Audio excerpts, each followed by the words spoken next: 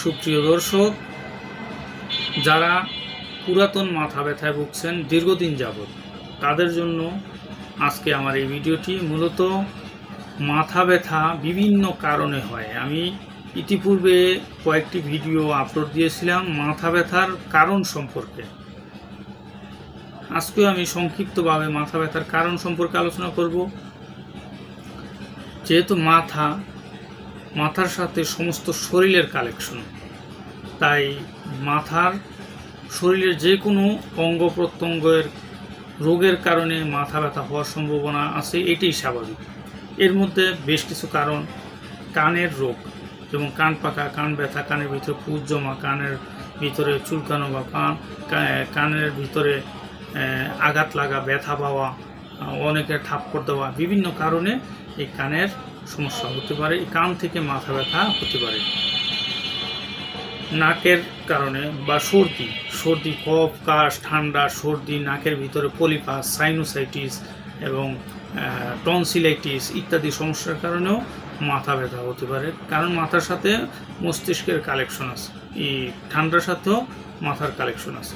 চোখের সমস্যা, চোখে দিয়ে পানি পড়া, চোখ চুলকানো, চোখে ঝাপসা দেখা ইত্যাদি কারণে এই মাথা ব্যথা হওয়ার সম্ভাবনা থাকে। তাই মূলত এই মাথা ব্যথার মূল কারণ যেগুলো, যেমন চোখের কারণ হলে চোখের চিকিৎসা করা, এবং কানের সমস্যা হলে কানের চিকিৎসা করা, এবং নাকের বা পলিপাস বা সাইনোসাইটিস, কফ, কাশ, ঠান্ডার সমস্যা হলে তার চিকিৎসা করা, অথবা মুখ বলতে কি বোঝায়? মুখ আমরা সকালবেলা ঘুম থেকে ওঠার পরে দাঁত ব্রাশ করি, রাত্রে ঘুমিয়ে থাকি, সারাদিন খাওয়া দাওয়ার পরে, কিন্তু দাঁতের যে মূল নিয়ম আমরা কখনো পালন করি না।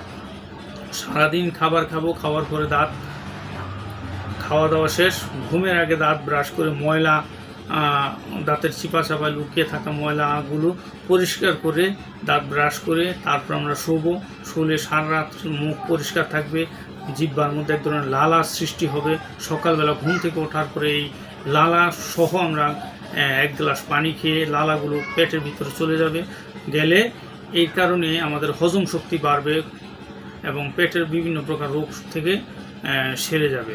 কিন্তু আমরা তা না করে সকালবেলা সারা রাত দাঁতের চিপা চাপা ময়লা লুকিয়ে থাকে, সেগুলো আমরা সকালবেলা ঘুম থেকে উঠে দাঁত ব্রাশ করে পরিষ্কার করি, কিন্তু সারা রাত্রে যা ক্ষতি করার তো করেই ফেলেছে। সকালবেলা ঘুম থেকে উঠে খাওয়া দাওয়া করে আবার পরিষ্কার করি, দাঁত ব্রাশ করি। এইটি আমাদের উল্টাপাল্টা নিয়ম। এই কারণে দাঁতের পীড়া, যেমন দাঁত ব্যথা, দাঁত শিরশির করা, দাঁত দিয়ে রক্ত পড়া, সান্নিক, পাইরিয়া এবং দাঁত পোকায় খাওয়া ইত্যাদি সমস্যায় ভুগে থাকে। দাঁতের ব্যথার কারণে মাথা ব্যথা হওয়ার সম্ভাবনা আছে। পায়খানা কষা, হজমের গোলযোগ এবং অতিরিক্ত দুশ্চিন্তা, তাছাড়া স্মৃতিশক্তি কমে যাওয়া এবং ভ্রমণজনিত সমস্যা, গাড়ি দিয়ে এক জায়গা থেকে আরেক জায়গায় গেলে সেখান থেকে মাথা ব্যথা হওয়ার সম্ভাবনা থাকে। ঘুম কম আসা, নিয়ম মাফিক ঘুম না আসলে সেখান থেকেও মাথা ব্যথা হতে পারে। একটা জিনিস খেয়াল করে দেখুন, একটা মেশিন চললে দীর্ঘ সময় লং টাইম মেশিন চললে, মেশিনটা যদি বন্ধ না করে মেশিনটা অত্যাধিক গরম হয়ে একসময় নষ্ট হয়ে যাওয়ার সম্ভাবনা থাকে। ঠিক তেমন আমাদের মস্তিষ্ক একটা সময় সারাদিন অধিক কঠোর পরিশ্রমের পর রাত্রে রেস্ট নিবে বা ঘুম আসলে মাথাটা ঠান্ডা হবে, তখন মাথার বিভিন্ন কার্যকারী ক্ষমতা আবার নতুন করে শক্তি ফিরে পাবে এবং নতুন উদ্যমে মানুষ চলাফেরা করবে। কিন্তু আমাদের ঘুমের ঠিক নেই, খাওয়ার ঠিক নেই, ওঠার ঠিক নেই।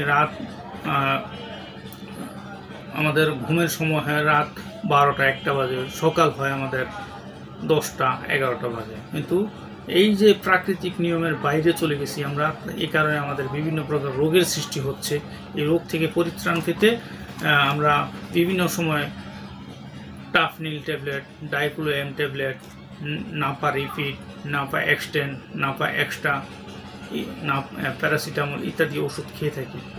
এটি খেলে সাময়িক সময়ের জন্য রোগ কমে থাকে, কিন্তু রোগের মূল কারণ আমরা কখনোই দূর করার চেষ্টা করি না। আর বিশেষ করে ন্যাচারাল মেডিসিনের মাধ্যমে আপনাদের মাঝে আমি একটি ওষুধ সম্পর্কে আলোচনা করব। আরও 2-3টি ওষুধ আছে মাথা ব্যথার স্থায়ী রোগ সারার জন্য। কিন্তু আমি এই ওষুধটি সম্পর্কে আলোচনা করব। এটির নাম ফিভরিন ট্যাবলেট। এটি প্রস্তুতকারক কোম্পানি ডিপ্লেট ল্যাবরেটরিজ। এটি ট্যাবলেট আকৃতির ঔষধ। এটি তুলসী পাতা, নাটাকরঞ্জ, গোলমরিচ এবং গোলঞ্চ এই 4টি উপাদানের সমন্বয়ে এটি প্রস্তুত, যা কিনা মাথা ব্যথা ইনস্ট্যান্ট 10 মিনিটের মধ্যে কমাতে সক্ষম, একদম পার্শ্ব প্রতিক্রিয়া মুক্ত এবং শরীরের বিভিন্ন প্রকার জ্বর, শরীরের ব্যথা দূর করতে সক্ষম। আমার ভিডিওটি ভালো লাগলে লাইক, কমেন্ট, শেয়ার করবেন এবং সাবস্ক্রাইব করবেন। আমার জন্য দোয়া করবেন। আল্লাহ হাফেজ।